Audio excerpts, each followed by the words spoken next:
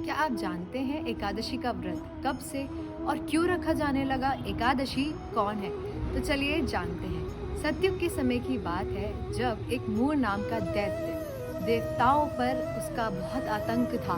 देवताओं को उसने पराजित कर दिया था। तब देवता जितने भी देवगण थे वो सब गए विष्णु जी के पास। विष्णु जी के पास जाकर के उन्होंने विनती की कि ये मूर नाम का दैत्य हमें बहुत परेशान कर रहा है, हमें इससे बहुत ज़्यादा आतंक इसने हमारे ऊपर फैला दिया है। विष्णु जी ने बोला कि और मैं जब खुद आऊँगा तब मैं उस दैत्य से युद्ध करूँगा।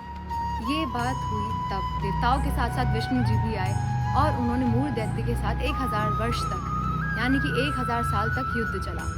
जब जब मूर नाम के दैत्य ने ये देखा प्रभु यानी कि जो विष्णु जी हैं वो उस पर हावी होने लगे, वो रन छोड़ के भाग गया। विष्णु जी भी उसके पीछे पीछे भागे पर वो अदृश्य हो गया, मतलब वो भागने में सक्सेसफुल रहा। वहां से विष्णु जी आ गए बद्रिका आश्रम। बद्रिका आश्रम में आके उन्होंने एक गुफा के अंदर जाके विश्राम किया।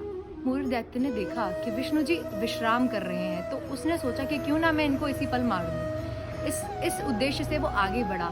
तभी एक विष्णु जी के शरीर से एक तेजोमयी कन्या प्रकट हुई, यानी कि वो तेजोमयी कन्या अस्त्र शस्त्र से सुसज्जित थी। तो उस कन्या ने जो विष्णु जी के शरीर से प्रकट हुई थी, उस कन्या ने उस राक्षस का वध कर दिया। विष्णु जी कुछ समय बाद विश्राम से उठ करके जब उनकी निद्रा समाप्त हुई तब उन्होंने देखा कि उनके समक्ष एक कन्या खड़ी है। तो उन्होंने पूछा कि आप कौन?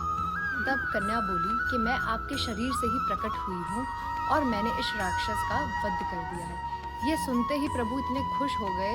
उन्होंने उनसे कहा कि आप मांगिए, आपको क्या मांगना है। उन्होंने उनसे कहा कि आप वरदान मांगिए, आपको जो मांगना है मांगिए। तो वह देवी बोली कि हे प्रभु, आप मुझे ऐसी शक्ति दीजिए कि मैं तीर्थों में वास करूं और भक्तों की भक्ति का मैं वर्धन करूं, भक्तों के पापों का मैं नाश करूं। तो विष्णु जी उन कन्या से बहुत प्रसन्न हुए और उन्हें वरदान दिया। अब जानते हैं कि उनका नाम एकादशी ही क्यों पड़ा।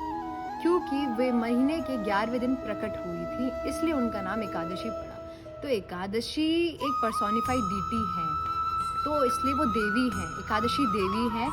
और भक्त जन, वैष्णव जन उनका व्रत इसलिए रखते हैं ताकि उनकी भक्ति में प्रगति हो और उनके पापों का नाश हो। हरे कृष्ण।